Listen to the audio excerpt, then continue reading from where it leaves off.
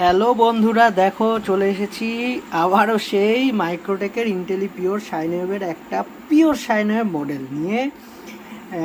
জানোই এর আগে স্পেসিফিকেশন সব বলেইছিলাম। এটা পিওর সাইনওয়েভ, ইন্টেলি পিওর সাইনওয়েভ। দেখো, তো এই মডেলটা খারাপ হয়ে গেছিলো। খারাপ হলেই তো আমার কাছে আসবে, স্বাভাবিক, না হলে তো আর আসবে না। খারাপ হলেই আমার কাছে আসে। তো এটা লো ব্যাটারি প্রবলেম ছিল,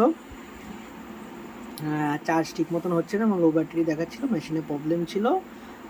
একদম ঝা চকচকে নতুন লাগছে, কিন্তু নতুন না, একদম নতুন না। তোমরা এর আগেও দেখিয়েছি যে আমাদের কাছে মেশিনগুলো কীরকম আসে, আর যাওয়ার সময় একদম নতুন হয়ে যায়। দেখো, পুরো মনে হচ্ছে না নতুন একটা মেশিন বার করেছি, দেখাচ্ছি। নতুন নয়, এক নতুন করে দেওয়া হয়। হ্যাঁ, একদমই নতুন।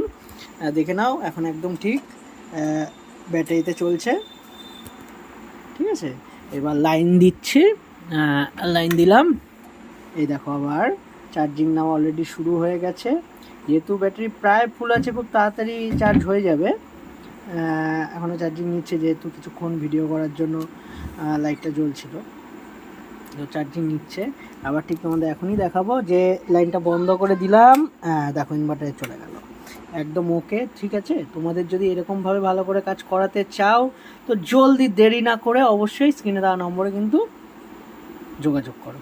ঠিক আছে, বাই, আবার দেখা হবে পরের ভিডিওতে। আর হ্যাঁ, লাইক আর সাবস্ক্রাইব করতে কিন্তু একদম ভুলো না, এটা আমার রিকোয়েস্ট।